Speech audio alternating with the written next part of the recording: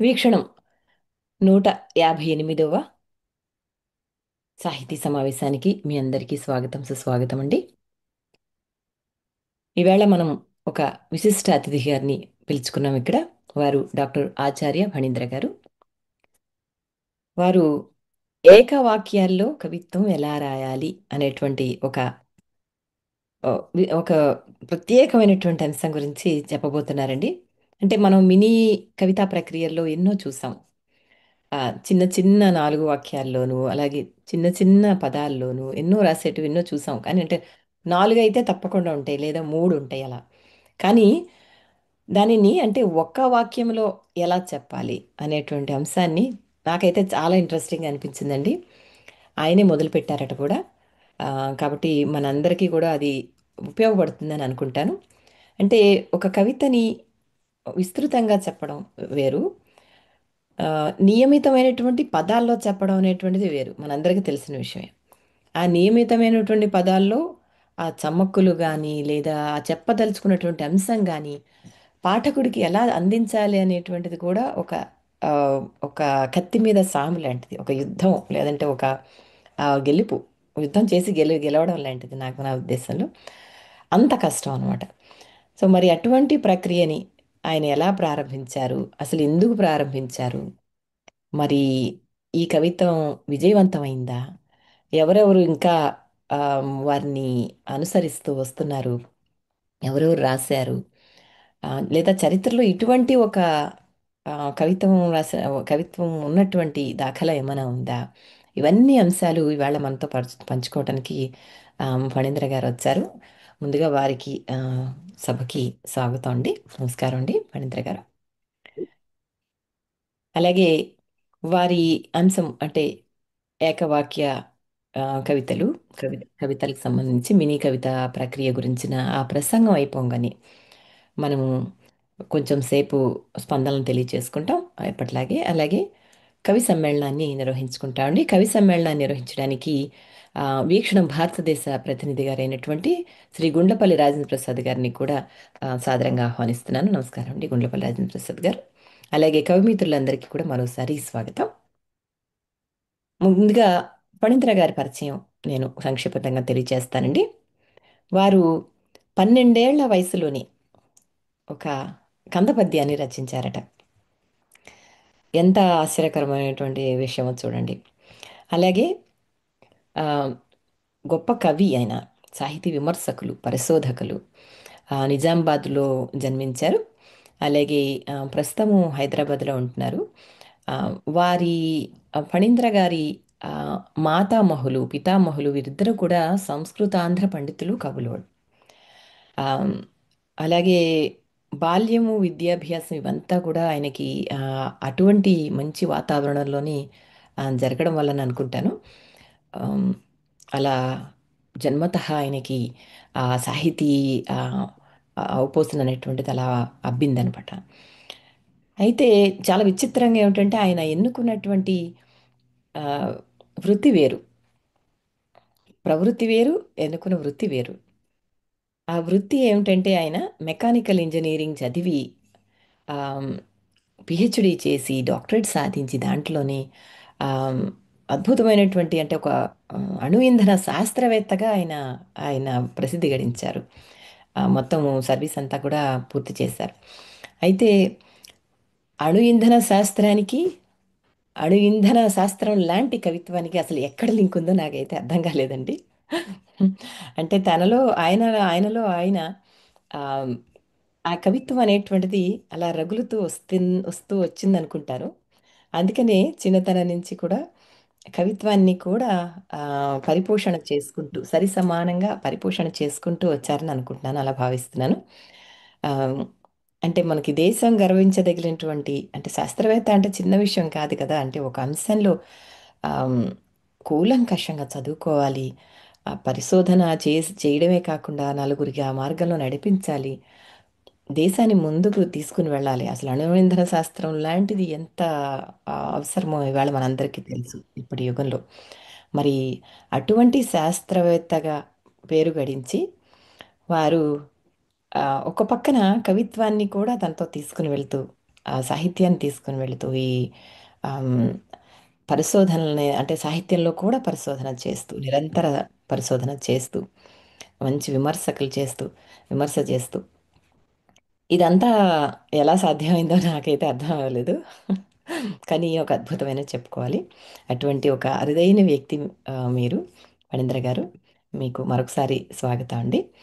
ఆమ్, అలాగే మీరు పిహెచ్డి పరిశోధన చేసినటువంటి అంతేకాకుండా ఈయన మెకానికల్ ఇంజనీరింగ్తో పాటు ఎంఏ విశ్వవిద్యాలయం ఉస్మానియా విశ్వవిద్యాలయం నుంచి ఎంఏ తెలుగు చేశారు మళ్ళీ. ఆమ్, అంతేకాకుండా 19వ శతాబ్దపు తెలుగు కవిత్వంలో నవ్యత అనేటువంటి అంశం మీద పిహెచ్డి చేశారు మళ్ళీ. అందులో కూడా డాక్టరేట్ని సాధించారు. అంటే ఒక ఒక పక్కన అసలు ఆ కెరీర్‌లో ఇంత బిజీగా ఉంటూ కూడా అంటే ఎంత ఆసక్తి లేకపోతే ఇవన్నీ చేస్తారో చూడండి. అలాగే ఈయన గ్రంథాలు అనేక గ్రంథాలు ముద్రించారు. ఆహ్, క్షీణయుగం కాదు ఉషోదయ యుగం అని, అలాగే ముకుంద శతకం అని, పద్య ప్రసూనాలు, మాస్కో స్మృతులు, వరాహ శతకం, తెలంగాణ మహోదయం, మౌక్తికం, శ్రీరామ కథోత్సాహ, తారావళి ఇటువంటి పద్య కవితా గ్రంథాలు రాసి ఒక మంచి పద్య కవిగా గుర్తింపు పొందారు. అటు శాస్త్రవేత్తగా భారతదేశ ప్రభుత్వ ప్రతినిధిగా ఆయన రష్యా మొదలైనటువంటి దేశాలు పర్యటించారు. అంతేకాకుండా ఇటు హిందీ, కన్నడంలోకి వారి కవితలు ఇంగ్లీష్‌లోకి అనువదించబడుతూ ఆహ్, వాటిల్ని అనేక పత్రికల్లో ప్రచురింపబడుతూ ఒక పక్క నుంచి అనేకమైనటువంటి గౌరవ పురస్కారాలు ఆయన అందుకున్నారు. ఆహ్, మామూలు చిన్న విషయం కాదనమాటండి ఇదంతా గూడాను. గొప్ప గొప్ప అంటే ఆయన రాసినటువంటి కావ్యాలే కాదు, పురస్కారాలే కాదు, అసలు పురస్కారాల లిస్ట్ అయితే అసలు మొత్తం ఒక 3 పేజీలు ఉందనమాట. సో, మరి అటువంటి అరుదైనటువంటి వ్యక్తిని మనం ఇవాళ ఇక్కడ కలుసుకోబోతున్నాం.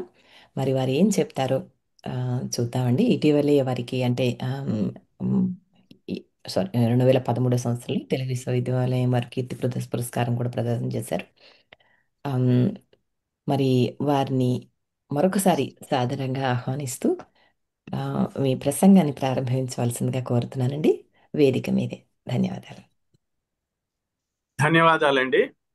అందరికీ నమస్కారం. కాలిఫోర్నియా వీక్షణం 158వ సదస్సు నిర్వాహకులు డాక్టర్ కె గీతా మాధవి గారికి, అట్లాగే ఈ కార్యక్రమ నిర్వహణలో భాగస్వామ్యం తీసుకున్న శ్రీ గుండ్లపల్లి రాజేంద్ర ప్రసాద్ గారు, వారు మంచి కవిమిత్రులు, ఇటీవలే నాకు పరిచయం అయ్యారు. అట్లాగే ఈ సదస్సులో పాల్గొంటున్న ఆ కవులందరికీ, తర్వాత సాహిత్యాభిమానులందరికీ కూడా నేను నా నమస్సులు సమర్పిస్తున్నాను. నేను ఎక్కువగా పద్య కవిగా గుర్తింపు పొందాను. ఎందుకంటే మా తాతగారులు ఇద్దరు అవధానులు కాబట్టి నేను 12వ ఏటనే పద్యాలు రాయడం ప్రారంభించాను. అది అలా నా మామూలు ఎడ్యుకేషన్ అంటే నేను ఇంజనీరింగ్ చేశానని చెప్పారు. అది అది ఇది రెండు సమాంతరంగానే నడుపుతూ వచ్చాను. విద్యార్థిగా కూడా నేను కవితలు రాసేవాడిని, పత్రికలకు పంపేవాడిని, పద్యాలు రాసేవాడిని, వచన కవితలు కూడా రాసేవాడిని. ఇలా నడుస్తోంది అనమాట. నేను 1993లో కానీ నా మొదటి పుస్తకం అచ్చు వేసుకునే వీలు కలగలేదు. నేను అప్పటికే ఎన్నో రాసినా కూడా అదే ముకుంద శతకం అని. సంస్కృతంలో ముకుందమాల అని కులశేఖర ఆళ్వార్ గారు రచించిన ఒక చక్కని కృష్ణ భక్తి ఆ కృతి ఉంది. దాన్ని నేను తెలుగులో ఒక శతక రూపంలో కథ పద్యాల్లో ముకుంద శతకం అని రచించడం, అది ఆచార్య సి నారాయణ రెడ్డి గారు, మహాకవి సి నారాయణ రెడ్డి గారి చేతుల మీదుగా ఆవిష్కరింపబడడం, అలా ఒక మంచి గుర్తింపు వచ్చింది. దాని తర్వాత నేను కాలేజీ రోజుల్లో రాసుకున్న వచన కవితలన్నింటినీ కవితా రసగుళికలు అన్న ఒక గ్రంథంగా వేయడం జరిగింది.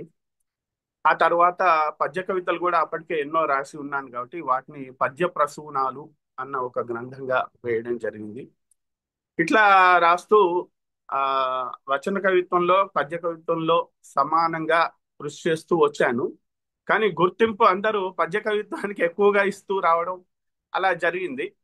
ఆ నేను కార్గిల్ యుద్ధం సమయంలో కూడా ఒక దీర్ఘ కవితను విజయ విక్రాంతి పేరిట ఆనాడే ఆ యుద్ధం జరుగుతున్న సమయంలోనే రచించడం, దాన్ని కావ్యగానం సభలలో చేయడం అలా జరిగింది. దాన్ని కూడా ఒక గ్రంథంగా వెలువరించడం జరిగింది. ఇలాంటి సమయంలో 1995-96 అంటే దాదాపు 20 సంవత్సరాల క్రితం ఆనాటి ఉమ్మడి ఆంధ్రప్రదేశ్ రాష్ట్రంలో ట్రాఫిక్ భద్రతా వారోత్సవాలు అని సంవత్సరానికి ఒకసారి జరిగేవి. ఆ 20 ఏళ్ల క్రితం జరిగిన వారోత్సవాల్లో రాష్ట్ర ప్రభుత్వం, ఆనాటి రాష్ట్ర ప్రభుత్వం ఒక స్లోగన్ కాంటెస్ట్ పెట్టింది. ట్రాఫిక్ భద్రత ప్రాశస్త్యాన్ని చెప్పే విధంగా ఒక చక్కని స్లోగన్ రాసి కాంపిటీషన్ లో పంపితే ఉత్తమమైన స్లోగన్స్ కి బహుమతి ప్రధానం ఉంటుంది అని. తర్వాత ఆ స్లోగన్స్ అన్నిటినీ వాళ్ళు బోర్డులో రాసి చాలా చోట డిస్ప్లే చేసి ఆ భద్రత యొక్క ప్రాశస్త్యాన్ని ప్రజలకు తెలియపరచాలన్న ప్రయత్నం. అది ఒక చక్కని ప్రయత్నం. కవులకి అది చాలా ఆ మంచి ఆలవాలంగా ఉండింది. నేను ఒక కవిత రాసి పంపడం జరిగింది. అదేమిటంటే, మితిమీరిన వాహన వేగం, శృతి తప్పిన జీవన రాగం. దానికి మంచి బహుమతి వచ్చింది. వచ్చాక నేను చాలా సంతోషించాను. అయితే నేను మళ్ళీ దాని గురించి పెద్దగా పట్టించుకోలేదు. ఒక 2-3 ఏళ్ల తర్వాత 1998లో మా మిత్రుడు ఆ, ఆంధ్రప్రభ అనే ఒక వారపత్రిక, అప్పుడు బాగా సర్క్యులేషన్ లో ఉన్న వారపత్రికల్లో అదొకటి. ఆ వారపత్రికలో ఒక కార్టూన్, సరసి అని ఒక ప్రముఖ కార్టూనిస్ట్ ఒక కార్టూన్ రాశారు. అదేమిటంటే ఈ ట్రాఫిక్ భద్రతా వారోత్సవాల సందర్భంగా చాలా చాలా పెద్ద కూడళ్లలో, కాచిగూడ చౌరస్తా, లేకపోతే తార్నాక చౌరస్తా, ఇలాంటి అన్ని సెంటర్స్ లో పెద్ద హోర్డింగ్స్ లో మితిమీరిన వాహన వేగం, శృతి తప్పిన జీవన రాగం అని అప్పుడు డిస్ప్లే ఉండేది. చాలా ఒక 6 నెలలు, సంవత్సరం పాటు అది బాగా డిస్ప్లే చేశారు. అది ఎందుకంటే బహుమతి పొందిన ఆ స్లోగన్ కాబట్టి. ఆ స్లోగన్ చూసి ఈ కార్టూనిస్ట్ సరసి గారు ఆంధ్రప్రభ వారపత్రికలో ఒక కార్టూన్ గీశారు. అది మా మిత్రుడు తీసుకొచ్చి చూపించారు. అది లేదు కానీ నేను అది పుస్తకంలో వచ్చేసాను. ఇదండి. ఇదేంటంటే, ఒక లారీ డ్రైవర్ డ్రైవ్ చేస్తూ వెళ్తుంటాడు. అక్కడ ఒక వైపేమో మితిమీరిన వాహన వేగం, శృతి తప్పిన జీవన రాగం అని ఎలాగైతే నగరంలో డిస్ప్లేలో ఉన్న బోర్డు ఉందో అదొకటి ఉంది. ఆ పక్కనేమో ఇక్కడ లారీ డ్రైవర్లకి కవిత్వం నేర్పబడును అని ఒక బోర్డింగ్ పెట్టారు. అది మా మిత్రుడు చూపించగానే నేను చాలా ఆనందించాను. ఏమిటిది, ఈ ఒక్క వాక్యంలో ఇంత కవిత్వం ఉందా? ఒక పద్య కవిగా అలంకార శాస్త్రం ఇవన్నీ చదివిన వాడిగా నాకు తెలుసు. 14వ శతాబ్దిలోనే విశ్వనాథుడని ఆలంకారికుడు వాక్యం రసాత్మకం కావ్యం అంటారు. మా గురుగారు నండూరి రామకృష్ణమాచార్య గారు ఎప్పుడు అది గుర్తు చేస్తూ ఉండేవారు. ఆ కవితాత్మకమైన ఒక మంచి వాక్యమే ఒక కావ్యంతో సమానం అని ఆయన చెప్తూ ఉండేవారు. అది కూడా నాకు ఎప్పటి నుంచో మనస్సులో ఉంది. ఇది చూశాక మనం ఇలాంటి వాక్యాలు ఎందుకు రాయకూడదు అన్న ఒక ఆలోచన వచ్చింది. అయితే అప్పటికే ఈ మినీ కవిత్వం కొంచెం బాగా అభివృద్ధి చెందుతూ వచ్చింది. తెలుగు సాహిత్యంలో హైకూలు, తర్వాత ఆచార్య గోపి గారు నానీలు అనే ఒక ప్రక్రియ అప్పుడు బాగా రాజ్యం వెళ్తూ ఉంది. ఆ సమయంలో నాకు ఈ ఏకవాక్య కవితలు అనే ఒక మినీ కవితా ప్రక్రియగా మనం ఎందుకు రాయకూడదు, కొత్త ప్రయోగం అని అనిపించి నేను అలాంటివి రాయడం ప్రారంభించాను. మా గురువు గారు పద్య కవి అయినా నేను రాసిన వచన కవితలు అన్ని చూపించేవారు నండూరి రామకృష్ణమాచార్య గారికి. అని చూసి చాలా అద్భుతంగా ఉన్నాయ్యా, ఇలాంటి వాక్యాలు రాసి నువ్వు ఒక గ్రంథం వేయాలి, ఇది ఒక సరికొత్త ప్రక్రియగా నిలిచిపోతుంది అని చెప్పారు. సో ఆ విధంగా నేను ఆ రాసి ఒక 3-4 సంవత్సరాల తర్వాత ఒక గ్రంథం వేయడం జరిగింది. అది వాక్యం రసాత్మకం పేరిటనే ఏకవాక్య కవితలు అంటూ నేను రచించడం జరిగింది. ముద్రించాను అనమాట. ముద్రించాక దానికి చాలా ప్రశంసలు వచ్చాయి. ఆ, చాలా ఎన్నో అంటే పత్రికల్లో వాటిలో కూడా వాటికి మంచి రివ్యూస్ వచ్చాయి. అయితే ఆ, ఇండియన్ ఎక్స్‌ప్రెస్ లో కూడా ఆ, దాని గురించి చక్కని ఒక జి రామకృష్ణారావు గారు కానీ అప్పుడు నారాయణ రెడ్డి గారు తెలుగు సాంస్కృతిక శాఖ అధ్యక్షులుగా ఉన్నప్పుడు వారికి పిఏగా ఉండేవారు. వారు కూడా మంచి సాహితీ రంగంలో ప్రసిద్ధులే, జి రామకృష్ణారావు గారు. ఆయన ఆ, దా- ఆ, వా- దీంట్లో ఇండియన్ ఎక్స్‌ప్రెస్ లో దాని గురించి ఒక మంచి రివ్యూ రాశారు. ఆ రివ్యూ కూడా నేను నా పుస్తకం వెనుక భాగంలో ముద్రించుకోవడం జరిగింది.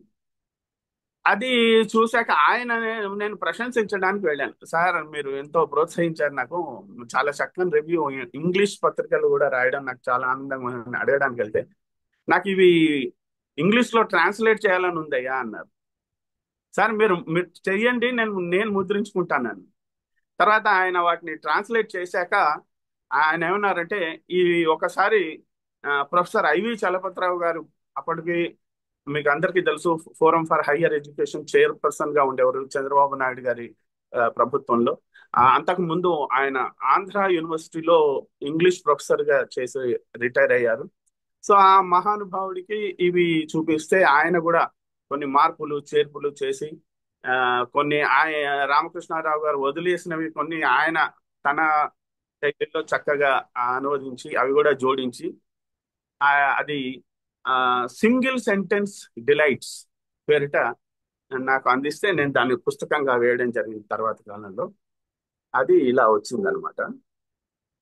సో ఇదంతా 2005 ఆ లోపు ఇవన్నీ జరిగాయి. అంటే నా పద్య కవిత్వం, వచన కవిత్వం ఇవన్నీ నడుస్తూ ఉండగా ఇది కూడా జరిగింది. జరిగాక సడన్ గా ఒకరోజు ఆర్వివిఎస్ శ్రీనివాస్ అని ఒక కవి, ఆ కవి ఎక్కడో ఆయన గుజరాత్ లో ఆల్ ఇండియా రేడియోలో టెక్నికల్ డిపార్ట్మెంట్ లో పనిచేసేవారు. ఆయన కూడా ఒక ఇంజనీర్ అనుకుంటాను. ఆయన చాలా ఒక బ్లాగులు పెట్టి ఆ బ్లాగ్ లో విపరీతంగా ఈ ఏకవాక్య కవితలు రాయడం చూశాను నేను. నేను అప్పుడు బ్లాగ్ రైటర్ గా కూడా కొంచెం నాకు గుర్తింపు ఉండేది. అది చూశాక చాలా ఆనందం అనిపించి ఆయన నువ్వు ఫోన్ చేద్దామంటే నాకు కుదరలేదు. సో మనకు బ్లాగ్ లో ఒక అవకాశం ఉంది కదా, మెసేజ్ల ద్వారా మాట్లాడుకునే అవకాశం ఉంది కాబట్టి ఆయనతో మాట్లాడితే, అవునండి మీ గ్రంథం నాకు దొరికింది, అది చదివాక నాకు స్ఫూర్తితో ఇది మొదలు పెట్టాను. ఆయన కొన్ని వేలాది, నేను 250తో నేను గ్రంథం వేసి తర్వాత వాటి గురించి పట్టించుకోలేదు, కానీ వేలాది ఏకవాక్య కవితలు ఆయన రాశారు. అలాగే పద్మలత గారు అని సెక్రటేరియట్ లో పనిచేసేవారు. ఆమె కూడా చాలా ఆ, ఏకవాక్య కవితలు రాయడం ఆ, చూశాను నేను. వాళ్ళు గ్రంథాలు కూడా వేసుకున్నారు. ఈ ఆర్వివిఎస్ శ్రీనివాస్ గారు అయితే లిమ్కా బుక్ ఆఫ్ రికార్డ్స్ లో ఆయన పేరు నమోదైంది. ఎందుకంటే వేలాది ఏకవాక్య కవితలతో గ్రంథం వేయడం అంతవరకు ఎవరు చేయలేదు కాబట్టి ఆయన లిమ్కా బుక్ ఆఫ్ రికార్డ్స్ లో కూడా ఆయన పేరు నమోదు చేయించుకోగలిగారు. అలా ఉంటే లండన్ లో సిరి వడ్డే గారని ఇప్పటికి కూడా చాలా ప్రసిద్ధ కవయిత్రి ఆమె. మన ఫేస్బుక్ లో, ఇన్స్టాగ్రామ్ లో, అంతకుముందు బ్లాగుల్లో కూడా ఆమె చక్కని రచనలు చేస్తున్నారు. ఆమె కూడా ఎన్నో ఆ, ఏకవాక్య కవితల్ని మన తెలుగు భాషలోనే రచించారు. అవి కూడా ఆ, చాలా ఆమె గ్రంథంగా కూడా వేసుకున్నారు. ఇట్లా వాళ్ళు గ్రంథాలు చాలా వచ్చాయి. సబ్బని లక్ష్మీనారాయణ గారు అని ఒక ప్రసిద్ధ కవి ఉన్నారు. ఆయన కూడా 2 ఏకవాక్య కవితలు గ్రంథాలను వేసుకున్నారు. వాటికి నాతో ముందు మాట కూడా రాయించుకున్నారు. ఇట్లా ఆ ప్రక్రియ చాలా మందికి చేరింది. ఇంకా చాలా మంది రాసి ఉంటారు కానీ పుస్తకాలు వేసుకొని ఉండరు. నాకు తెలిసిన మేరకు నేను ఇవన్నీ కొన్ని పేర్లు మీకు చెప్పగలిగాను.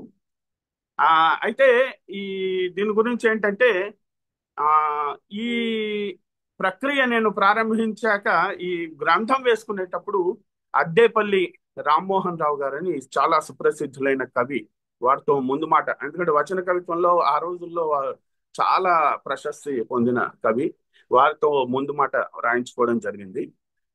రాయించుకున్నప్పుడు ఆయన ఒకటి ఏం చెప్పారంటే, ఇది అసలు కొత్త ప్రక్రియ, తెలుగు భాషలో అయితే చాలా వినూత్న ప్రక్రియ, కానీ ఇతర భాషల్లో ఏమైనా ఉందా అని నేను చూశాను. చూస్తే రవీంద్రనాథ్ ఠాగూర్ గారు ఆ అది కూడా ఒక పూర్తి ప్రక్రియగా ఆయన రాయలేదు. కానీ ఆయన ఒక గ్రంథం అదేంటంటే, 1 minute. ఆ గ్రంథంలో కొన్ని కొన్ని వాక్యాలు అవి ఏకవాక్య కవితల్లాగా ఉన్నాయి అని ఆయన చెప్పారనమాట. అయితే చాలా మంది ఆ, అది చాలా మంది ఏమనుకుంటున్నారంటే రవీంద్రనాథ్ ఠాగూర్ రచించిన ఏకవాక్యాలు కవితలు చూసి ఆ ప్రక్రియను నేను తెలుగు భాషలోకి తెచ్చానని కూడా కొంతమంది విమర్శకులు రాస్తూ పోయారు. కానీ అది సత్యం కాదు. నేను ఏమీ తెలియకుండా నాకు ఆ స్లోగన్ కాంటెస్ట్ స్ఫూర్తితోనే ఇవన్నీ వచ్చాయి. తర్వాత నాకు విశ్వనాథుడి ఆ ఆలంకారిక వాక్యం, అది వాక్యం రసాత్మకం కావ్యం, అది కూడా ఒక పద్య కవిగా అలాంటివి ఎక్కువగా తెలిసే అవకాశం ఉంది కాబట్టి దానివల్ల తెలిసింది. ఆ అలా నేను ఈ ప్రక్రియను సొంతంగానే చేశాను. కానీ రవీంద్రనాథ్ ఠాగూర్ గారు కూడా స్ట్రే బర్డ్స్ అనే గ్రంథం అండి అది. స్ట్రే బర్డ్స్ అనే గ్రంథంలో ఆయన కొన్ని వాక్యాలు ఇలా ఉన్నాయట, ఒకే వాక్యంలో కవితాత్మకంగా రాయడం. సో ఏదైనా రవీంద్రనాథ్ ఠాగూర్ గారితో సామ్యం నాకు చెప్పారంటే అది కూడా ఆనందంగా అనిపించి నేను దాన్ని పెద్దగా ఎప్పుడు ఏం ఖండించలేదు.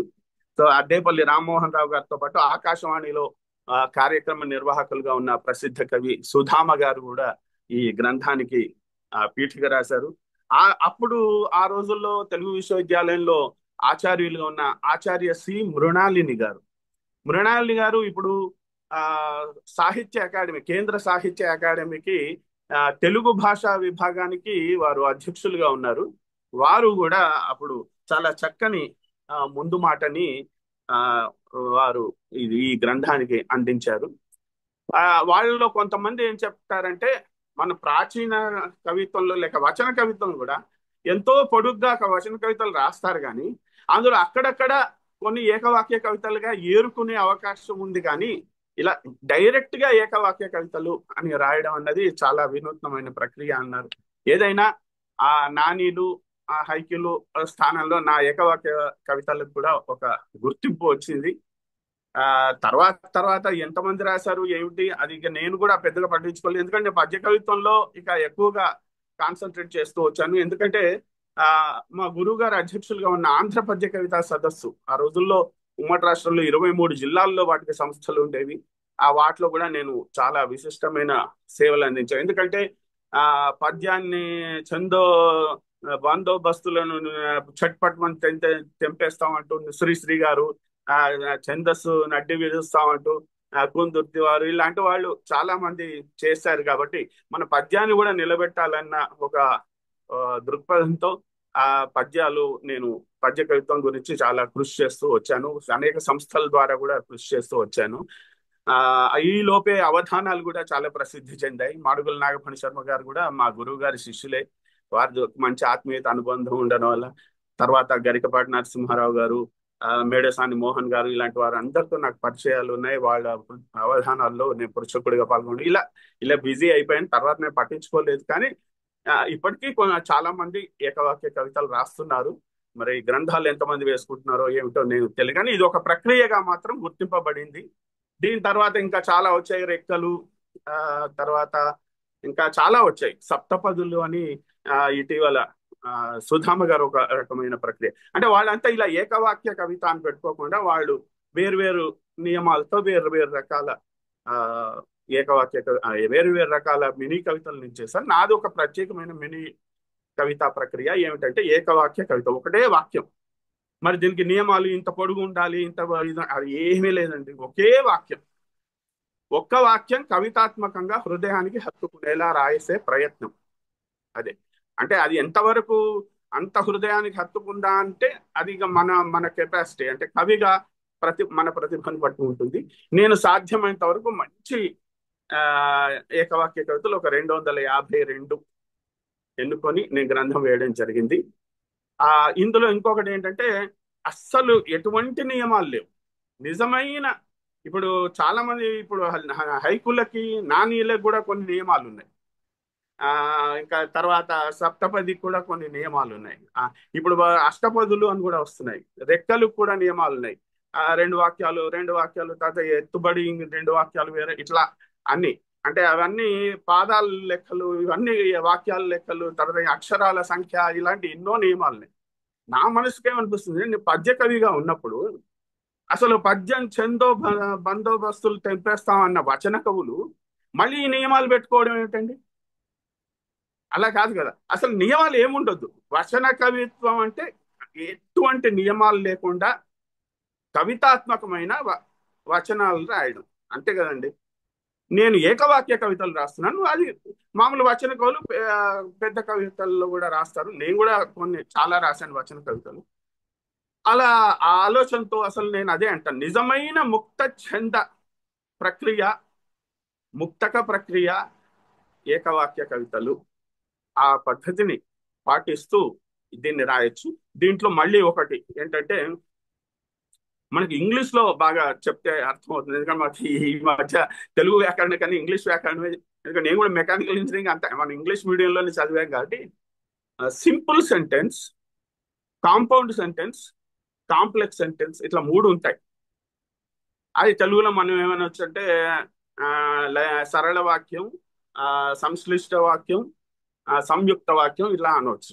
అలా అదంతా అది రెండు వాక్యాలు కలిసిన ఒక వాక్యమైనా ఒక వాక్యమే కదా, అలా కూడా రాయొచ్చు. సంశ్లిష్ట వాక్యం అంటే ఒక అర్ధ వాక్యం ఒక పూర్తి వాక్యం కలిసి కూడా ఉంటాయి. అది అలాంటివి అంటే కాంప్లెక్స్ సెంటెన్స్, కాంపౌండ్ సెంటెన్స్, ఇలాంటివి కూడా మనం ఏకవాక్యం కిందే తీసుకుని రాయొచ్చు అని ఆ ఆ వెసులుబాటు.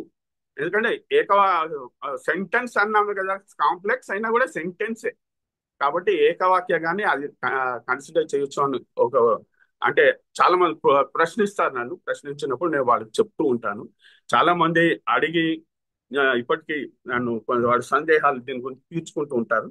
చక్కని గ్రంథాలు, నేను అనుకుంటాను కనీసం ఒక 20 వరకన్నా ఏకవాక్య కవితల గ్రంథాలు నా గ్రంథం తర్వాత వచ్చాయని చెప్పడానికి నేను సంతోషిస్తున్నాను. ఇప్పుడు నేను మీకు కొన్ని ఏకవాక్య అంటే ఎంత ఉందో అండి సమయం,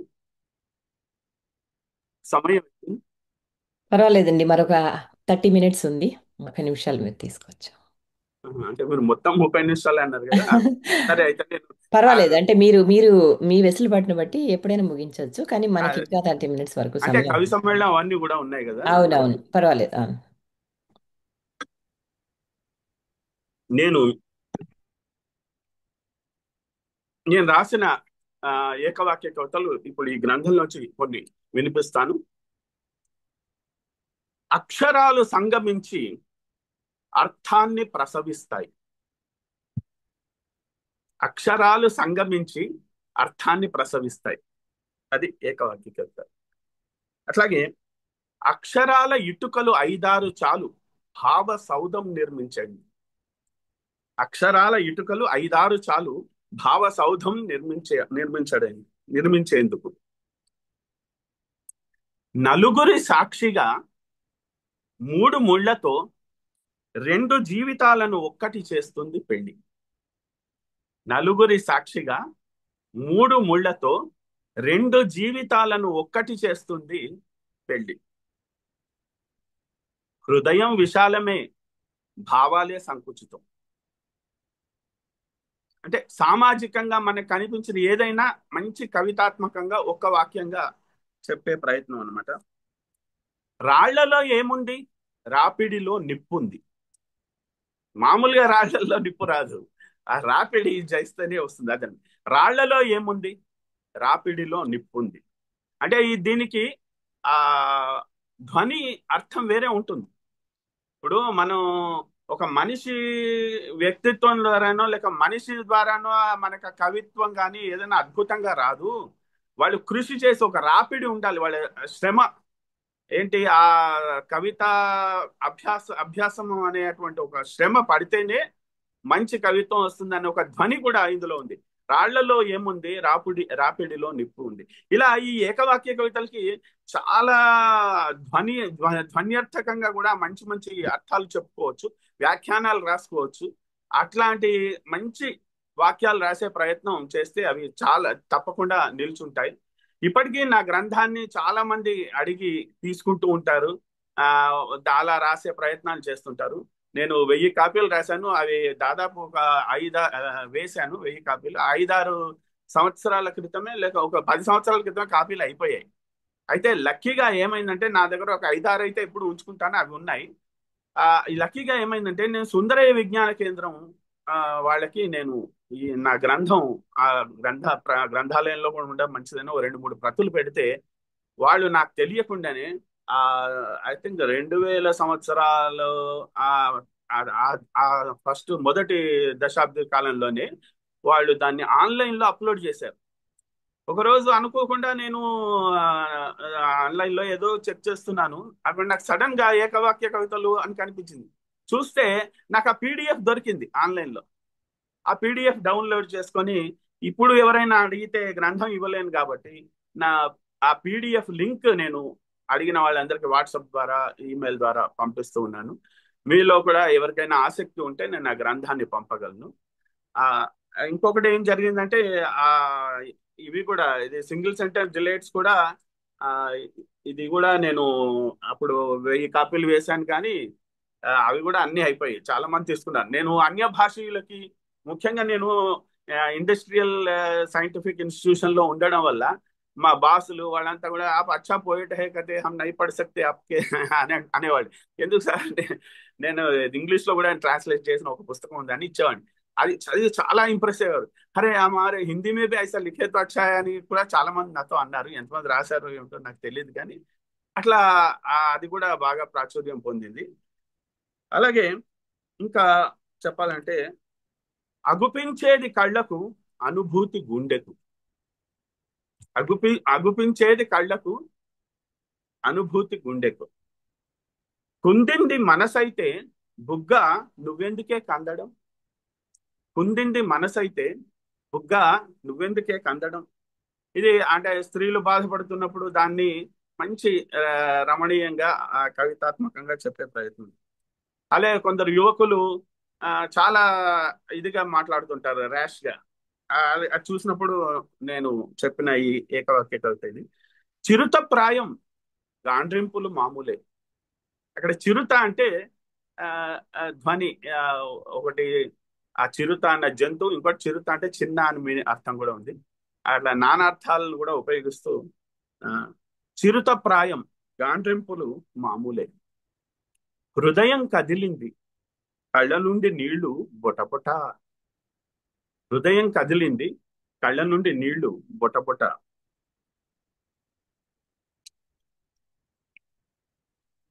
అలాగే సామాజికంగా హితంగా కూడా అట్లా రాయాలి. జీవితం కాలిపోతున్న జీవితాల్ని వెలిగించు. జీవితం కాలిపోతున్న జీవితాల్ని వెలిగించు. అలాగే ఒక వియోగాన్ని చెప్తూ వెళుతున్నా వెళుతున్నా నా ముద్ర నీపై వదలి. వెళుతున్నా నా ముద్ర నీపై వదిలి. అలాగే ప్రకృతి కూడా చూస్తూ అప్పుడప్పుడు మనం స్పందిస్తాం. దాన్ని వాన కురిసింది నేలబాల మురిసింది. వాన కురిసింది నేలబాల మురిసింది. అట్లా మాతృ ప్రేమను చెప్తూ తన్నినా లాలించింది తల్లి కదా. తన్నినా లాలించింది తల్లి కదా. కలవని మనసులతో కలిసి ప్రయాణించగలిగితే అది స్వచ్ఛమైన సహృదయత. కలవని మనసులతో కలిసి ప్రయాణించగలిగితే అది స్వచ్ఛమైన సహృదయత. తన కౌగిట్లో నిద్దురపుచ్చే తల్లి మంచం. తన కౌగిట్లో నిద్దురపుచ్చే తల్లి మంచం. కష్టాల్లో ఆత్మీయుల పలకరింపులు కష్టాల్లో ఆత్మీయుల పలకరింపులు వేడి వేసవిలో గొంతులో జారే చన్నీటి చుక్కలు. వేడి వేసవిలో గొంతులో జారే చన్నీటి చుక్కలు.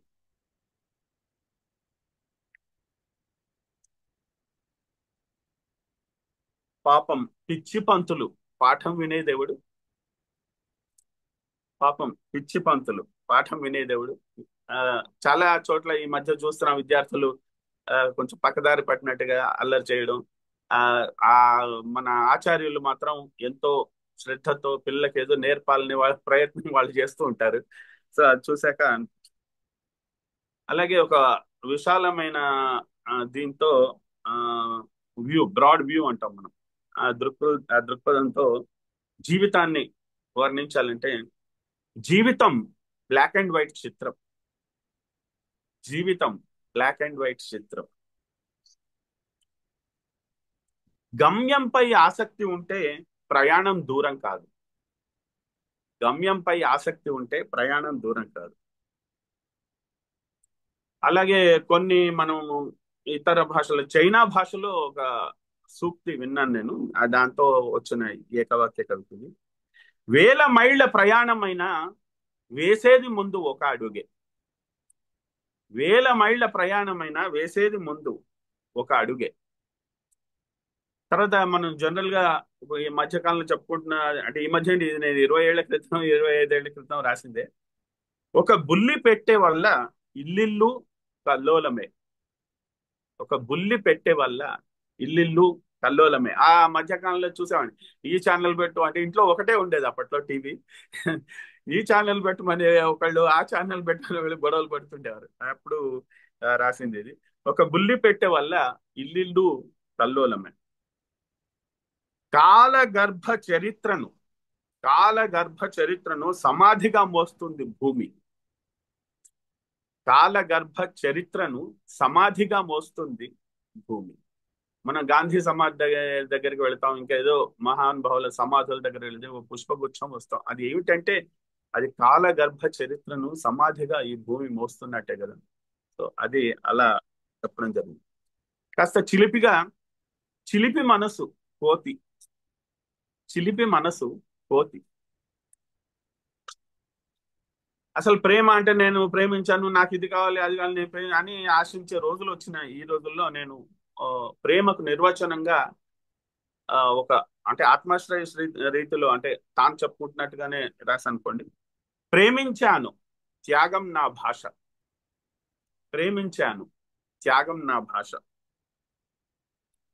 గుండెలు ద్రవించాయి, కళ్ళు వర్షించాయి. గుండెలు ద్రవించాయి, కళ్ళు వర్షించాయి. గుండెలపై కొండలను మోసే మొండి ధైర్యం భూమాతకి ఎలా అబ్బిందో. గుండెలపై కొండలను మోసే మొండి ధైర్యం భూమాతకి ఎలా అబ్బిందో. విరాట్ పురుషుడు, అంటే భగవంతుడు, విరాట్ పురుషుడు భక్తుని గుండెలో వినమ్రుడై కొలువుండడం వింటే. అంటే మన హృదయాలు ఎంతండి చిన్న సైజులో ఉంటాయి, బట్ విరాట్ పురుషుడు అంటే మనం చెప్తుంటారు విశ్వవ్యాప్తంగా పెద్ద, అలాంటి వాడు మన హృదయంలో కొలువై ఉంటాడు. సో దాన్ని, అంటే ఒక ఆధ్యాత్మిక తత్వాన్ని కూడా ఏకవాక్య కవితల్లో చెప్తూ, విరాట్ పురుషుడు భక్తుని గుండెలో వినమ్రుడై కొలువుండడం వింటే. వియోగం ప్రేమ స్థాయిని తేల్చి చెప్పే ప్రయోగం.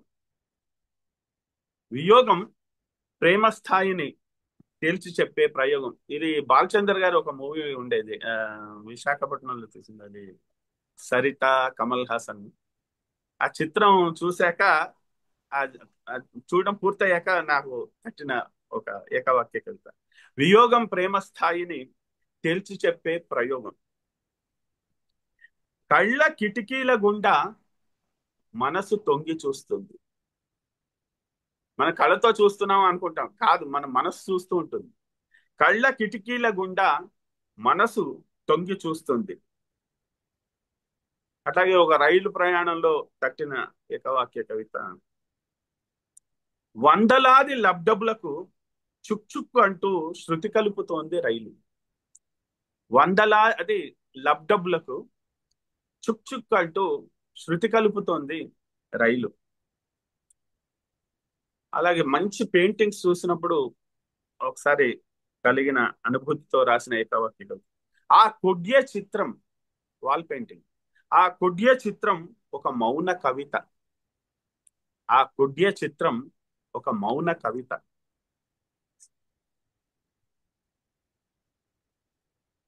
మంచిదే మతలబు లేకుండా మనిషి మనిషికి సాయం చేస్తే. ఇప్పుడంతా స్వార్థపూరితమైన ఈ ప్రపంచాన్ని చూశాక, నేను నిజంగా నాకేమి లేదు, నేను కావాలి నీకు సహాయం చేశాను అని చెప్తుంటారు కొంతమంది. అది అది చూసి రాశాను. మంచిదే మతలబు లేకుండా మనిషి మనిషికి సాయం చేస్తే. నింగి పొయ్యిలో నింగి పొయ్యిలో నిప్పు రాజేసి భూగోళాన్ని ఫ్రై చేస్తున్నాడు సూర్యుడు. మంచి ఎండాకాలంలో దట్టమైన ఎండలు బాగా మార్చేస్తున్న కాలంలో రాసిన కవిత ఇది. నింగి పొయ్యిలో నిప్పు రాజేసి భూగోళాన్ని ఫ్రై చేస్తున్నాడు సూర్యుడు. ఇక ఇదేంటంటే సామాజికంగా కొన్ని దురాచారాలు ఉంటాయి కదా, మన వరకట్నం గురించి. వాడి సుఖం కోసం వాడితో కాపురం చేసేందుకు వాడికే ఇచ్చే లంచం వరకట్నం. వాడి సుఖం కోసం వాడితో కాపురం చేసేందుకు వాడికే ఇచ్చే లంచం వరకట్నం. అట్లాగే చంద్ర భ్రమణం, భూమి చుట్టూ ఇవన్నీ ఉంటాయి కదా. వసుధ వసుధ చుట్టూ విసుగు లేకుండా తిరిగే ప్రేమికుడు చంద్రుడు. వసుధ చుట్టూ విసుగు లేకుండా తిరిగే చంద్రుడు, ప్రేమికుడు చంద్రుడు. వెచ్చదనం విలువ కన్నీటి నడుగు. వెచ్చదనం విలువ కన్నీటి నడుగు. జీవితం సమాజాకాశంలో పతంగం. జీవితం సమాజాకాశంలో పతంగం. అట్లాగే భగవత్ తత్వాన్ని మనం అంటే నాస్తికులు ఆస్తికులు ఎన్నో వాదించుకుంటారు. ఇది చూడండి, ఇది చాలా మంది కోట్ చేశారు కూడా. కనిపించడు, లేడని మాత్రం అనిపించడు. కనిపించడు, లేడని మాత్రం అనిపించడు.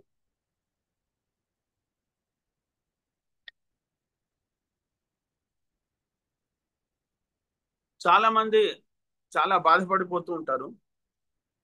వాళ్ళకి ఓదార్పుగా చెప్పిన ఏకవాక్య కవిత. ఎందుకు బాధ? ప్రపంచంలో నువ్వు ఒక్కడివేనా? ఎందుకు బాధ?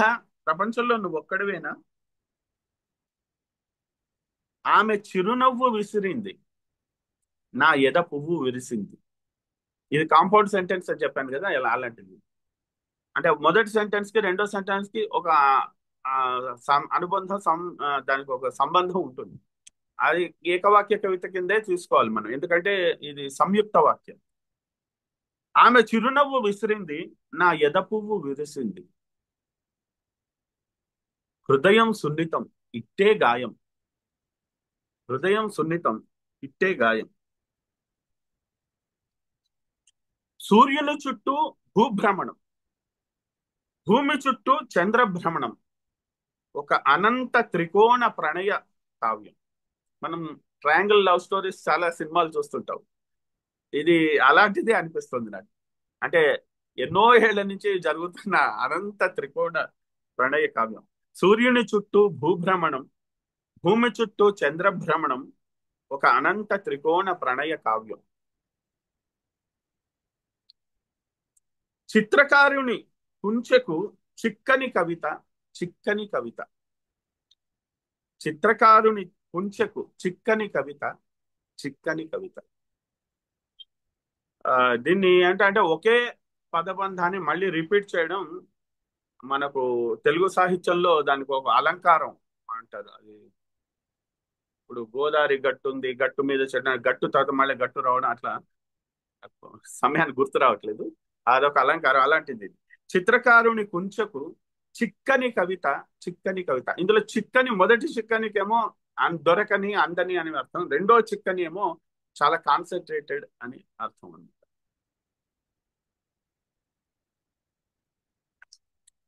ఆ మధ్య కాలంలో నక్సలిజం బాగా ఉండే రోజుల్లో ఒక హత్య చేసి తర్వాత సారీ చెప్పి దులిపేసుకునేవారు నక్సలైట్స్. ముందు అనాలోచితంగా అది చూశాక హృదయం కదిలి ఈ ఏకవాక్య కవిత రాశారు. మాంగళ్యాన్ని మట్టి గలిపి మగువకు సారీ చెప్పేవాళ్ళు అన్నలేలా అవుతారు. నక్సలైట్స్ ని అన్నలు అని అనేవాళ్ళు అప్పట్లో. మాంగళ్యాన్ని మట్టి కలిపి మగువకు సారీ చెప్పేవాళ్ళు అన్నలేలా అవుతారు. శిల్పి కళ శిలలో ప్రతిఫలించింది.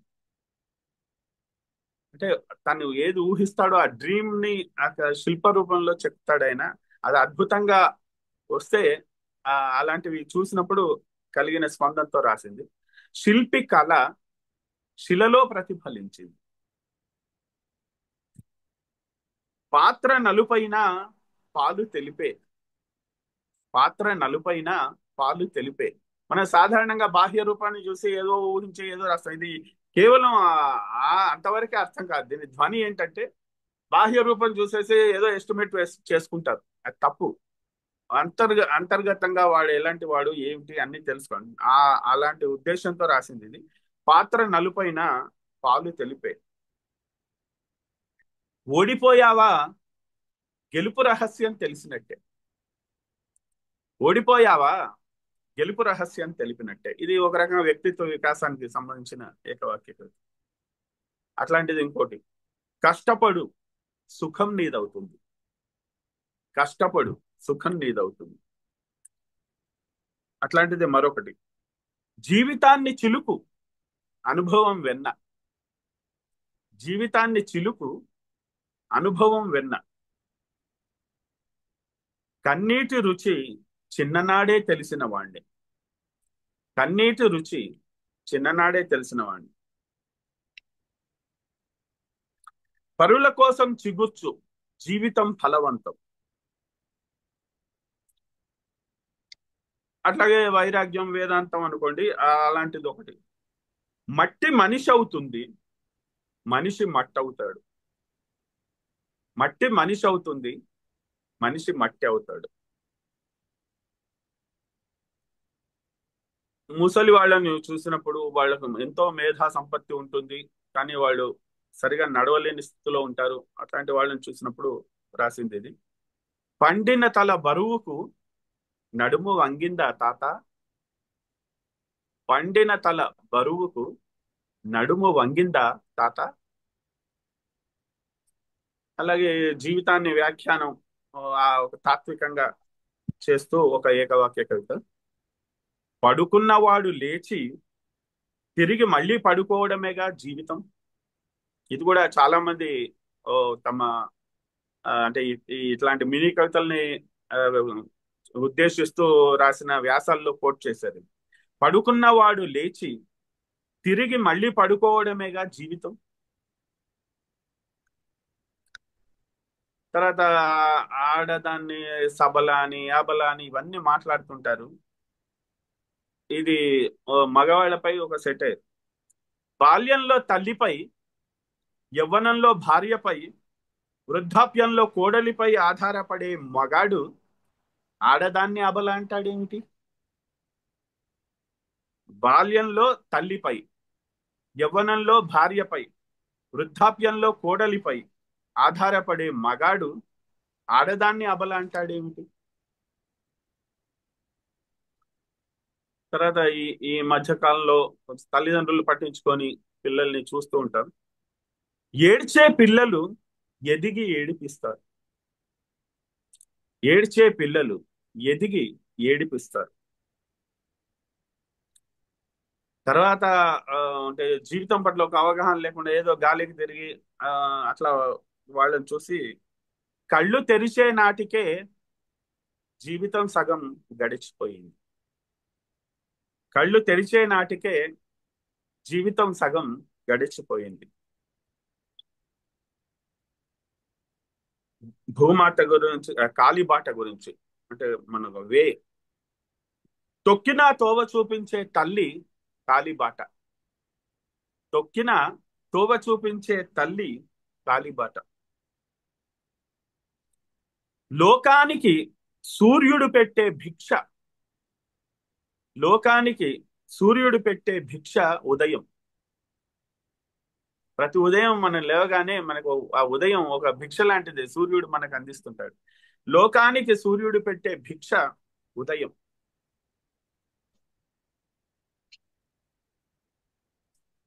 ప్రాణం లేని కలపకు కళతో ప్రాణం పోస్తున్నాడు వడ్రంగి. ప్రాణం లేని కలపకు కళతో ప్రాణం పోస్తున్నాడు వడ్రంగి. మరొక తాత్వికంగా రచించిన ఏకవాక్య కవిత. రేపు నేడై నిన్న అయ్యేసరికి ఆశ నిరాశై అశ్రుకణంగా జారిపోయింది. రేపు నేడై నిన్న అయ్యేసరికి ఆశ నిరాశై అశ్రుకణంగా జారిపోయింది. ఇది సమాజంపై ఒక సెటైర్. ఈ సమాజంలో తత్వజ్ఞులు పిచ్చివాళ్ళుగా, పిచ్చివాళ్ళు తత్వజ్ఞులుగా చెల్లామణి అవుతుంటారు. ఈ సమాజంలో తత్వజ్ఞులు పిచ్చివాళ్ళుగా, పిచ్చివాళ్ళు తత్వజ్ఞులుగా చెలామణి అవుతుంటారు.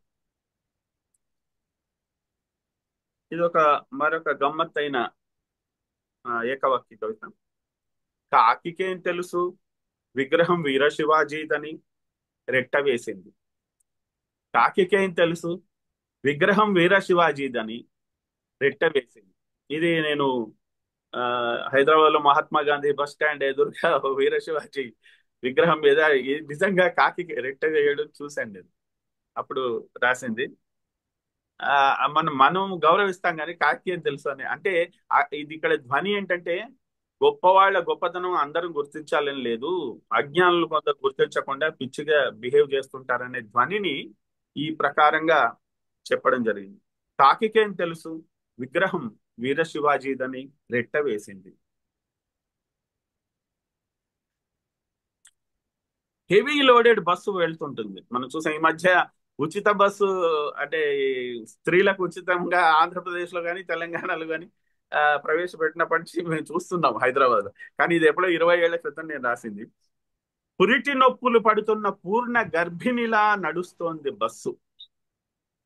పురిటి నొప్పులు పడుతున్న పూర్ణ గర్భిణిలా నడుస్తోంది బస్సు. భూగోళం భూదేవి భూదేవి ఊ అనాలే గాని ఆకాశరాజు 7 రంగుల తాళి కట్టడు.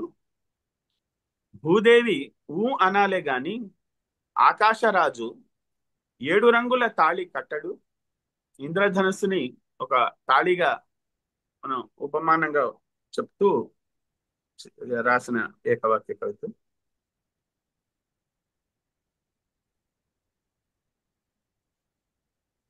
ఇది ఇంకా ముందు ముందు ఎలా ఉంటుందో ఒక సెటైర్ అన్నమాట. ఈనాటి రాజకీయ వ్యవస్థ, తర్వాత మన ఆర్థిక వ్యవస్థల గురించి. ఉపగ్రహం అందించిన సమాచారం ప్రకారం వివిధ ధరలు ఇలా ఉన్నాయి అంటాడేమో రేపటి న్యూస్ రీడర్. ఉపగ్రహం అందించిన సమాచారం ప్రకారం వివిధ వస్తువుల ధరలు ఇలా ఉన్నాయి అంటాడేమో రేపటి న్యూస్ రీడర్. ఇది సినిమాలపై ఒక సెటైర్. కోట్లు పెట్టి సినిమా తీసిన హీరోయిన్ కి బట్టల కొరత. కోట్లు పెట్టి సినిమా తీసిన హీరోయిన్ బట్టలకి కొరత.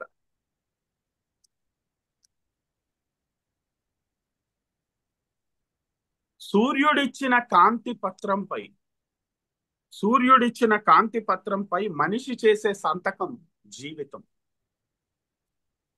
మన చీకట్లో ఎన్నో చేస్తుంటాం, అవన్నీ కొన్ని రికార్డులోకి రావు, కానీ వెలుతురులో మాత్రం చాలా మంచి సభ్యతతో, మంచి మర్యాదగా, మంచి జీవితం గడపాలి. తప్పుడు పనులు చేస్తే అవన్నీ రికార్డ్ అయిపోతాయి. అందుకే సూర్యుడిచ్చిన కాంతి పత్రంపై మనిషి చేసే సంతకం జీవితం. ఇది నా వాట్సాప్ లో నా క్యాప్షన్ గా కింద ఉంటుంది. కవి నా నామధేయం, నా కావ్యమే నా పరిచయం. కవి నా నామధేయం, నా కావ్యమే నా పరిచయం. ఇది మనం ప్రకృతిలో కొన్ని అందమైన దృశ్యాలు చూస్తుంటాం, దాన్ని చూసి రాసింది. ప్రొద్దున్నే సూర్యుడేమిటి, చెట్టు చాటు నుండి దొంగ చూపులు. ప్రొద్దున్నే సూర్యుడేమిటి, చెట్టు చాటు నుండి దొంగ చూపులు. ఇవి ఏంటంటే నేను మార్నింగ్ వాక్ చేసేప్పుడు ఇవన్నీ నా మైండ్ లో మెరిసేవి అనమాట. ఏకవాక్య కవితలు చాలా అందమైన దృశ్యాలు, ఇవన్నీ ఎక్కువ సూర్యుడి మీద ఎక్కువ వచ్చాయి. అందుకే ఆ మార్నింగ్ వాక్ టైంలోనే నేను రోజు ఒక 10 ఏకవాక్య కవితలు అలా అనుకునేవాడిని అనమాట ఆ వాక్ చేస్తున్నప్పుడు. అట్లా వాటిలో ఫిల్టర్ చేయగా మంచి బెస్ట్ మాత్రం నేను గ్రంథంలో చేర్చడం జరిగింది. మరొక 2-3 నిమిషాల్లో ముగించుకుందాం అండి. ముగిద్దామండి. అదే మీరు సమయం చాలా ఉంది అంటే నేను కాస్త ఎక్కువగా వెళ్తాను, లేకపోతే ఇంకా చాలా ఉన్నాయి. ఇప్పుడు నేను చెప్పింది 80 వరకు కూడా రాలేదు. 252 ఉన్నాయి ఇందులో. సరే, మీరు అన్నారు కదా, నేను ముగిస్తాను, అందుకే ముందు అడిగాను నేను.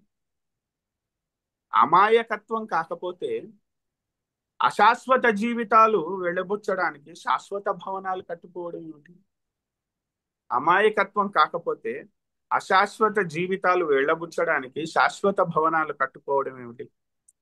చాలా మంది శాశ్వత భవనాలు అది అని ఆ రోజుల్లో ఆ పలుకుబడి బాగా ప్రసిద్ధంగా ఉండేది. టెంపరీ అంటే గుడిసెలు ఇవన్నీ శాశ్వత భవనం అని అనేవాళ్ళు. ఇప్పుడు శాశ్వతం అంటే ఏదైనా 100 ఏళ్ళ కూలిపోయేదే. మళ్ళీ మళ్ళీ ఉన్నదే బాగా కూల్చేసి కొత్తగా కూడా కడుతున్నారు మోడర్న్ డిజైన్స్ తో.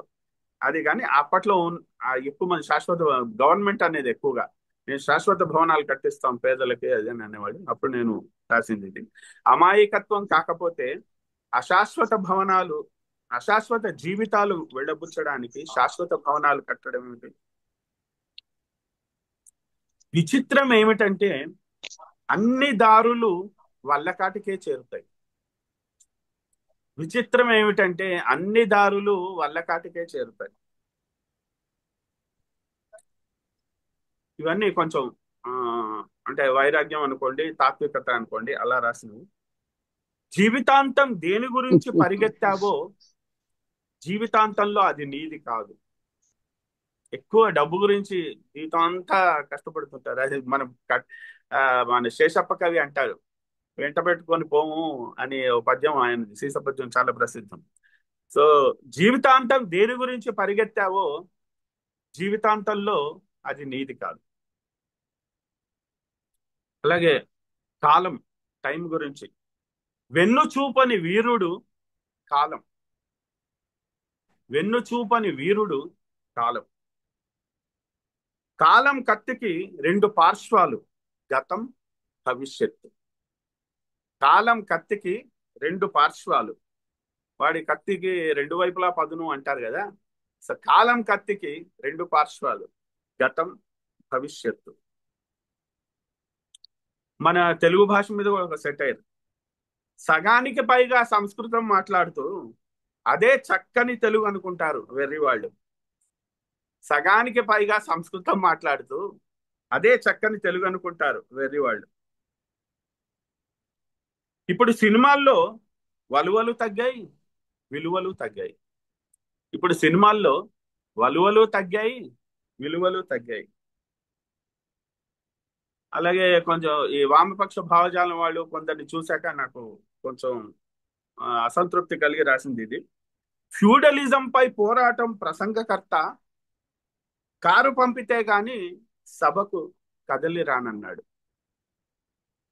ఫ్యూడలిజం పై పోరాటం ప్రసంగకర్త కారు పంపితే గాని సభకు కదలి రానన్నాడు. ఇది నా జీవితంలో నిజంగా అనుభవం. నేను ఒక కార్యకర్తగా ఒక మంచి ప్రసిద్ధుడైన వామపక్ష భావజాల కవిని పిలిస్తే ఆయన, మీరు కారు పంపితే వస్తానండి అని అన్నారు.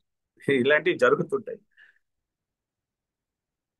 భవిష్యత్ గవాక్షం తెరిచి, భవిష్యత్ గవాక్షం తెరిచి ఆశా కిరణాలలో స్నానించాను. భవిష్యత్ గవాక్షం తెరచి ఆశా కిరణాలలో స్నానించాను. జీవితం 3 నాళ్లే, చరిత్ర నిలిచేది తరతరాలు. జీవితం 3 నాళ్లే, చరిత్ర నిలిచేది తరతరాలు. నీ కోసం జీవితకాలం నిరీక్షించే ప్రేయసి మృత్యువు. నీ కోసం జీవితకాలం నిరీక్షించే ప్రేయసి మృత్యువు. ఇట్లా చాలా ఉన్నాయి. మేడం నేనే మొత్తం సమయం ముగిస్తారు. కవి కవి సమ్మేళనం కూడా ఉంది. ఇదో ఇంకా ముగిస్తాను నేను. భావానికి ఒక్క నిమిషం. భావానికి స్నానం చేయించి పెళ్లి కూతురులా అలంకరించడమే కవిత్వం. అసలు కవిత్వం అంటే ఏంటో కొన్ని రాశాను, అవి ఒకటి రెండు వినిపించి ముగిస్తాను. భావానికి స్నానం చేయించి పెళ్లి కూతురులా అలంకరించడం కవిత్వం. అంటే చాలా మంది కవిత్వం అనగానే ఏదో పదాల పూరణ గణం పూరణ చేస్తున్నారు కానీ భావమే ప్రధానం. దాన్ని అలంకరించి దానికి పెళ్లి కూతురులా దాన్ని అలంకరించి అందించడమే అది కవిత్వం. ఇక చివరగా ఈ ఏకవాక్య కవితలకి దాన్ని ఏమంటారు, ఒక పతాక లాంటి ఒక ఏకవాక్య కవితో ముగించానని నేను అనుకుంటున్నాను. వాక్యము రసాత్మకం, ఉద్గ్రంథాలు ఎందుకు? వాక్యం రసాత్మకం, ఉద్గ్రంథాలు ఎందుకు? చాలా మట్టుకు రివ్యూస్ లో, ఆ ఈ గ్రంథం రివ్యూలో చాలా ఆ రోజుల్లో వచ్చిన వాటిలో అన్ని చెప్తూ చివర్లో వాళ్ళు ఆ వాక్యం రసాత్మకం, ఉద్గ్రంథాలు ఎందుకు అంటూ ఒక చక్కని ఆ అద్భుతమైన ఏకవాక్య కవితో గ్రంథం ముగించడం చాలా బాగుంది అంటూ వాళ్ళ విమర్శకులు రాశారు. అది చాలా ఆనందం కలిగించింది. ఏదైనా నేను మళ్ళీ ఈ ప్రక్రియ చేయడానికి నాకు సమయం కానీ లేకపోతే ఆ అవకాశాలు కానీ దక్కలేదు. నేను ఎక్కువగా పద్య కవిత్వమే ఎక్కువ రాస్తున్నాను, కావ్యాలు రాస్తుంటాను. ఇటీవలే మీకు అందరికీ తెలుసు, తానా వారు నిర్వహించిన అంతర్జాతీయ స్థాయి పద్య కవితా పోటీల్లో సైసైరా చిన్నపరెడ్డి అని ఆ కోటప్ప కొండ దగ్గర జరిగిన ఒక నిజంగా జరిగిన ఒక ఆ చరిత్ర అంశాన్ని తీసుకొని ఆ బ్రిటిష్ వాళ్ళతో వ్యతిరేకంగా తన స్వంత ఎద్దుల గురించి వారు ఆ పోలీసులు కొడుతుంటే భరించలేక యుద్ధం చేసిన చిన్నపరెడ్డి అని ఒక వ్యవసాయదారుడి జీవితాన్ని నేను సైసైరా చిన్నపరెడ్డి అని పద్యకావ్యంగా రాయడం, అది తానావారి ఉత్తమ పద్యకావ్య పురస్కారం పొందడం, ఇలాంటి కావ్యాలు ఇవి రాసే ప్రయత్నంలో ఎక్కువగా ఉన్నాను. వచన కవిత్వం చాలా మటుకు తగ్గిపోయింది. అంటే ఇక ఏకవాక్య కవితలు ప్రత్యేకంగా కూర్చొని రాసే, ఎందుకంటే ఏకవాక్య కవిత అలవోకగా రాసేది కాదు. దాంట్లో మంచి పట్టు, మంచి భావం. నేనే దాన్ని డైల్యూట్ చేశాను అనుకోండి, నా తర్వాత రాసేవాళ్ళు దాన్ని మామూలుగా ఏదో వాచ్యమైన వాక్యం రాస్తే దానికి అర్థం పర్థం ఉండదు. ప్రక్రియ ప్రారంభకుడిగా దాని ఔన్నత్యాన్ని నేను నిరంతరం కాపాడాలి. కాబట్టి ఆ ప్రయత్నం చేయడం చాలా టైం తీసుకుంటుంది, ఎక్కువ టైం పడుతుంది. కాబట్టి నేను ఏం చేస్తానంటే ఆ ప్రక్రియను అక్కడికి ఆపేసి మిగతావి మాత్రం చేస్తున్నాను. ఇంకా ఎవరైనా ఆసక్తి ఉన్నవారు, నేను వినిపించింది ఓన్లీ 1/3 కూడా కాదు. ఇంకా మీకు ఇంకా ఈ గ్రంథం చదవాలని అనుకుంటే నా నా పీడిఎఫ్ నా దగ్గర ఉంది. సుందర విజ్ఞాన కేంద్రం వాళ్ళు వాళ్ళ దీని వల్ల సహాయం వల్ల నాకు దక్కింది.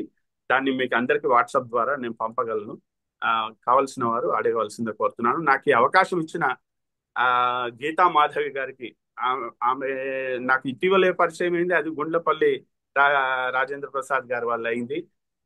గుండ్లపల్లి రాజేంద్ర ప్రసాద్ గారేమో అరుణా కోదాటి వారి గారి ఆమె కవయిత్రి, ఆమె ద్వారా పరిచయం అయింది. దీనికి అంతటి కారణం అరుణా కోదాటి గారు ఆన్లైన్ లో నేను అగ్నిధార అని ఇటీవల దాశరథి గారి శత జయంతి సందర్భంగా దాశరథి పాత్రను పోషించి పద్యాలు అవన్నీ, దాశరథి గారి పద్యం నా అభిమాన కవి దాశరథి, ఆయన పద్యాలు అవన్నీ అద్భుతంగా గానం చేసిన చాలా మంది అన్నారు.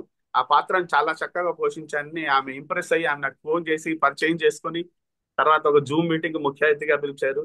తర్వాత మన రాజేంద్ర ప్రసాద్ గారికి పరిచయం చేశారు. రాజేంద్ర ప్రసాద్ గారు మళ్ళీ ఒక సభలో నన్ను ఒక విశిష్ట అతిథిగా ఆహ్వానించి వారు జాషువా గారి మీద ప్రసంగించే అవకాశం కల్పించారు. ఈ రోజు గీతా మాధవి గారు ఈ అంతర్జాల సమావేశంలో నన్ను విశిష్ట అతిథిగా పిలిచి ఈ నా యొక్క ఈ ప్రక్రియ, నేను తెలుగు సాహిత్యంలో ప్రవేశపెట్టిన ఏకవాక్య కవితల ప్రక్రియతో గురించి చెప్పే అవకాశాన్ని కల్పించారు. అందరికీ ధన్యవాదాలు. ఈ ఇంత ఓపికగా విన్న ఈనాటి ఈ అంతర్జాల సమావేశ సభాసదులందరికీ కూడా నా ధన్యవాదాలు తెలియజేసుకుంటూ సెలవు. చాలా ధన్యవాదాలండి. అద్భుతమైనటువంటి ప్రసంగాన్ని అందజేశారు మాకు.